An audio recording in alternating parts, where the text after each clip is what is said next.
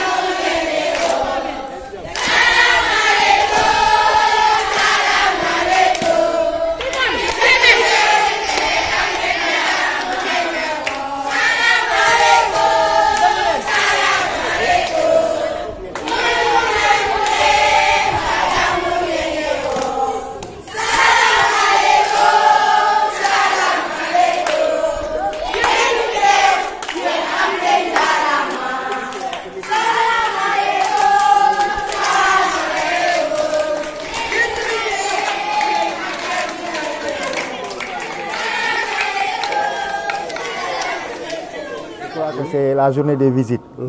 Aujourd'hui, nous avons honneur de recevoir le sous-préfet. Moom mu taal otom ñëw ba fii pour seet si leen xool nan ngeen toogee waaw donc groupe bu nekk day présenté wu ngeen wax ko yéen seen lan mooy seen turu groupe ak lan mooy seen cri groupe waay waxal yow jàmbaar lan mooy seen cri groupe gëm sa bopp waaw parce que on dit que chaque nom doit refléter le thème. Donc voici le groupe Jambar. Jambar pour lan? Pour gëm sa bopp. Nee na Jambar day gëm boppam. Donc ça c'est le groupe Jambar. Donc le deuxième groupe, présentez votre groupe à monsieur le sous-préfet. Troisième groupe, mais le nom du groupe. Ouais. Les modernes. Donc ñoom dañ jël sous-thème bi dañu jël seen nom mu rattaché wu ak boobu donc sous-préfet tey moo ñëwoon seet si leen xool ni ngeen toogee. beneen groupe baa ngi nii yéen aussi présenté leen sous-préfet seen groupe nan la tudd na kenn rek wax yéen ñëpp ba leen waxandoo du ñu dégg oui. L'espoir de la jeunesse seen cri moo nekk pour un avenir meilleur. Donc sous-préfet tey moo ñëwoon xool si tey nan la ñu toogee ak kii donc le dernier groupe moom moo nekk na le donc tey kilifa gi moo ñëwoon seet si ñu mooy le sous-préfet tey moo ñëwoon seet si yéen présenté leen seen groupe nu mu tudd na kenn wax bokk ngir lan ngir amitié bokk xalaat ngir xaritoo donc sous-préfet tey moo ñëwoon seet si leen xool nan ngeen toogee waaw donc voilà de manière ramassée la présentation des 4 groupes monsieur le sous-préfet. Il y a un groupe parce que ce qu'on nous demande en collectivité les enfants même s'ils doivent aller aux toilettes ils doivent être accompagnés. Waaw à chaque fois ils demandent la permission mais en plus de la permission on les accompagne. On les accompagne. Donc voilà de manière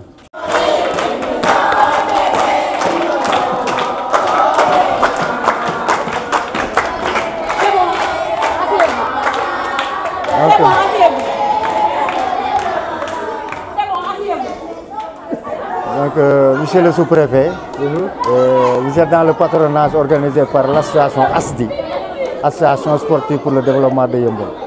Ça, c'est leur première édition. On a en charge 100 enfants, âgés de 6 à 14 ans. Tous les jours, on a commencé le 10, on va terminer le 30, Inch'Allah. Il y aura un séjour de 21 jours, comme l'exige l'État du Sénégal, à travers le ministère de la Jeunesse. C'est une activité couverte par le ministère de la Jeunesse, mais qui est autorisée par le conseil départemental. Le président du conseil départemental, c'est celui qui signe l'autorisation pour qu'on puisse démarrer. Nous avons 100 enfants. L'ASDI, l'association qui organise, l'État, à travers toutes les collectivités éducatives, que ce soit patronage, colonies de vacances, centres aérés, il y a un thème national. En prélude au JEJ 2026, l'État a pris la balle au rebond pour dire qu'on parle tous, le thème national, c'est les collectivités éducatives et l'olympisme. Cultivons la pratique du respect de nos valeurs. Ça, c'est le thème national. Maintenant, chaque œuvre qui organise peut choisir un sous-thème. ASDI a choisi un sous-thème, l'impact du numérique sur l'éducation des enfants. On parle de l'impact du numérique aux enfants parce qu'on sait que le plus petit là manipule déjà le portable de son père ou de sa maman. Qu'on puisse les sensibiliser sur cela pour qu'ils puissent utiliser utilement les sites qui les intéressent dans Internet. Bon, sur le thème national, maintenant on va parler de l'olympisme. Parce que certainement, parmi ces enfants, de Yeumbeul Sud, il y aura qui vont participer en tant qu'athlètes. Donc on les parle de l'olympisme, d'où ça vient, qui a été le père fondateur, quelles sont les valeurs qu'incarne l'olympisme. Et on en profite aussi pour pratiquer la culture de nos valeurs qui nous sont propres, qui sont en train de disparaître.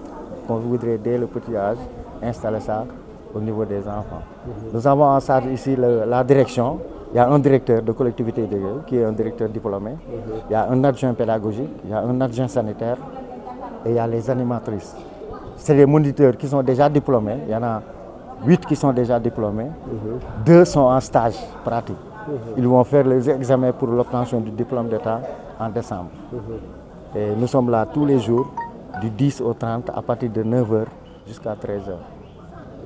Et vous avez vu, tous les champs qu'on a ici, on les dit que c'est des champs éducatifs. Soit ça informe ou bien ça éduque. Tout à l'heure, ils vous ont dit le respect est très important. Respectons papa, respectons maman, car ils nous ont nourris, ils nous ont protégés, nous leur devons obéissance. C'est ces champs-là qu'on est en train de les éduquer. On a 4 groupes de 25. Et dans chaque groupe, aussi, il y a 25 enfants et 2 animatrices qui sont chargées de les gérer. Et tous les jours, à partir de demain, on va aller vers les 2 jours-là, on était en train de leur parler du thème et du sous-thème. À partir de demain, on va faire ce qu'on appelle les activités de technique manuelle. Et ensuite, on va organiser aussi des olympiades, comme les Jeux olympiques. Mais c'est des jeux... Ils ont fait... avec Réveil Espoir, ils ont fait leurs olympiades. C'est pour les initier et les montrer comment ça se passe. Et parmi ces enfants, on va désigner des personnalités qui vont présider la cérémonie. Donc les enfants seront les acteurs eux-mêmes par rapport à ce patronage. Voilà, bon, c'est la première édition pour ASDI. Et heureusement qu'eux, ils ont pris les devants. Chaque jour est parrainé, soit par un ancien membre de ASDI ou bien une personne ressource du quartier. Le parrain vient juste de partir avant votre départ. C'est lui qui était le parrain de la journée d'aujourd'hui. Il a apporté sa contribution pour permettre aux enfants, parce que chaque jour, ce que nous leur offrons, c'est juste un goûter. Peut-être des biscuits avec la boisson pour leur permettre avant de rentrer à la maison. De manière très ramassée, voilà ce qu'on est en train de faire ici. Les enfants sont éloignés de nous là. Voilà.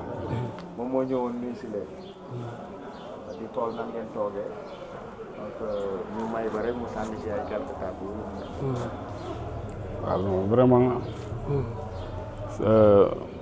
maa ngi leen di nuyu d'abord di leen remercier ci accueil bi di wax ni tamit sama teewaay fii man bon vraiment dama ciy fier quoi parce que tamit aussi ku mel ni David ak Mbaxaan ak Malick vraiment ci luñ nekk rek man même buñ ma expliqué wul sax damay ñëw taxaw parce que tamit ñoom seen taxawaay si gox bi man xam naa ko quoi te ensuite David man bi ma ñëwee fii nii dégg naa turam te en plus dama koy xoolee comme Koko Ndiaye.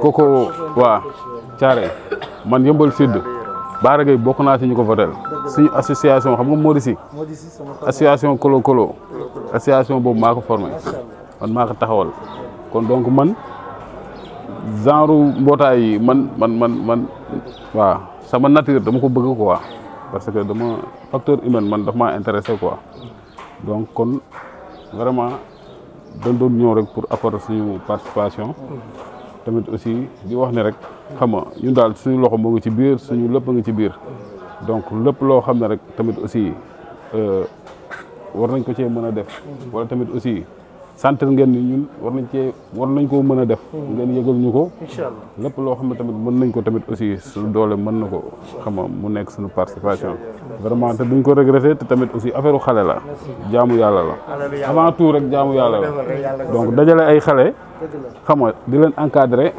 xam nga di yokk seen expérience loolu rek jaamu yàlla la loolu rek doy na ça suffit donc waaw ñu ngi leen di remercier bu baax.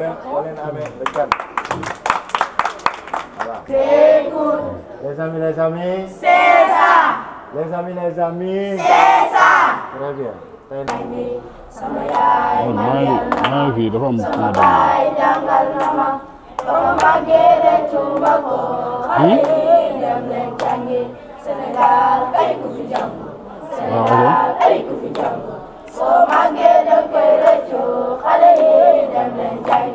alors yi xamme leen seen tonton bi nag bu ngeen ko rombee ci mbedd ngeen jox ko cër muy valeur yi leen jàngal muy respect parce que jàpp na ci affaire yi ñëw na teew bi rek doy na mu ñëwaat def ci participation rien que pour seen moniteurs yi ak directeur ñi mu àndal liggéey bi leen di defar di leen jàngal ay valeur di leen jàngal ay way yoo xam ne day éveiller seen conscience di leen jàngal ay travaux manuels parce que ëllëg mun ngeen a màgg seen jàng demewul noonu seen travaux manuels yi ngeen jàng mun ngeen dem exercer seen métier pour jëriñ seen bopp kon su ko defee ngeen xam ni moom jàpp na ci ginnaaw bi ci directeur ak ay moniteurs am jàppee moom it ngeen xam ne ko fu ngeen ko romb ci mbedd ngeen jox ko cër bu moom xam ne ni ngi seen waaw tout d'abord maa ngi leen di nuyu yéen ñëpp seen tur ak seen sant di nuyu le président le directeur du patronage di nuyu waa ASDIS association ASDIS ñoo xamante ne ñoo initié patronage bi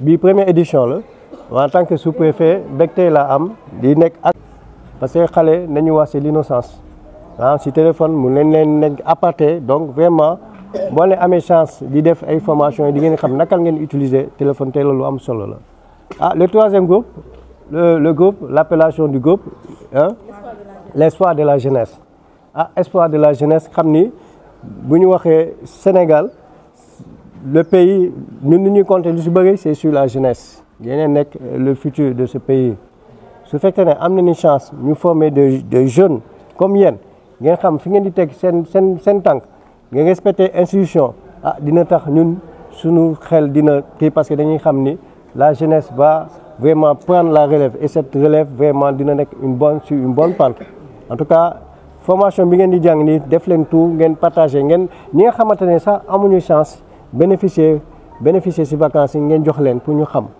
parce que je pense que boo ñëwee am chance nga bokk ci patronage su fekkee ne seen waa kër am na ñaari wala 3 xale yoo xamante ne jot ñoom bokk dafa baax lépp loo xamante ne jàng leen fii ngeen dem di partager ak ñoom pour ñu xam loolu lu baax la le dernier groupe on a parlé de le dernier groupe ils ont parlé de solidarité d'amitié et loolu lu am solo la il faut mu am lëkkaloo entre yéen seen bi yeneen bokk yëmbal c'est important ngeen xamante bu baax malheureusement da ngay gis ay nit yoo xamante ne dañuy dëkk yëpp gox bi mais duñu xamante et c'est pas normal waa ngeen xamante ci biir waa ngeen xamante bu baax def tout pour que lépp loo xamante ne ses parents ñu ngi am yaakaar ci yéen vraiment ngeen bañ am vraiment ngeen kii mu nekk kii daal en tout cas en tant que sous-préfet dama toog ma ne xaar ma bett leen du ma leen woo damay ñëw directement xool xale yi nekk fii xale yi ñu ngi gis seen bopp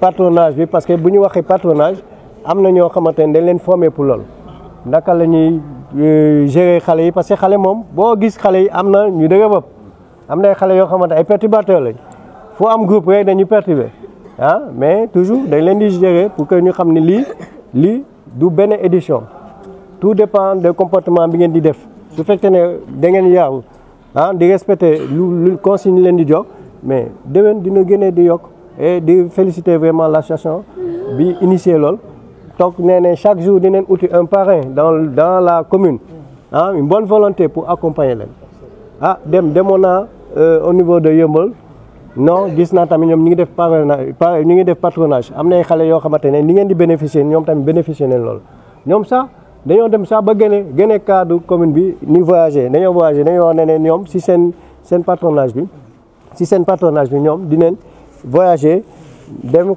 xool benn institution comme par exemple assemblée luy institution assemblée nationale xam lan parce que dañuy dégg mais du ñu xam lan mooy assemblée nationale di voyager dem ça mêler l'utile à l'agréable yóbbu leen xale yi sa piscine c'est important aussi pour gars yi xam ne piscine du seulement ñoo xamante ne seen pare am nañ xaalis dañuy yóbbu non mais yëpp loo gis c'est l'association xool avec d'autres partenaires pour que xale yi bu ñu woowee ne partenariat bi wax dëgg yàlla on a mené l'utile à l'agréable en tout cas maa leen di féliciter bu baax ci initiative bi en tant que représentant d'État dama wax dinaa ñëw vraiment di souhaiter un bon partenariat à tous les enfants de Yeumbeul Sud jàpp ne bu ñu waxee yéen Yeumbeul Sud xale yi yéen nekk l'avenir de ce pays en tout cas loolu laa amoon lu bëgg wax vraiment di féliciter aussi le monsieur Massata Ndoye parce que la chance bi ngeen am mooy moom déjà moom waa Yeumbeul Sud la lu muy def nii mu ngi koy def feneen mu ngi parcourir l'ensemble du territoire di dem fu ne mais man souvent lu may wax rek booy dem ci gox di jàppale xale yi nekk yenn gox yi loolu baax na mais lu gën a baax lu gën a am solo mooy yow fi nga dëkk nga kii la su ko defee xale yi nga nekk royukaay ci ñoom on sait jamais demain parmi ces enfants là mun na am kenn koo xamante ne day jël la relève moom tamit ne man dama bëgg a def comme doyen doy lu muy def donc vraiment amuñu sa fay vraiment et je sais que c'est pas évident parce que association bi nee na daal chance bi ni am mooy un fils de la communauté moo leen di jàppale en tout cas ni lay jaajëfal mais nag nga bàyyi yemale Yeumbeul Sud waaw Yeumbeul noonu tam nañ gis seen bopp voilà voilà donc vraiment loolu laa moom lu mu vraiment di leen jaajëfal voilà merci xale yi ok C'est bon. On dit merci. Merci. Merci. Merci. Merci.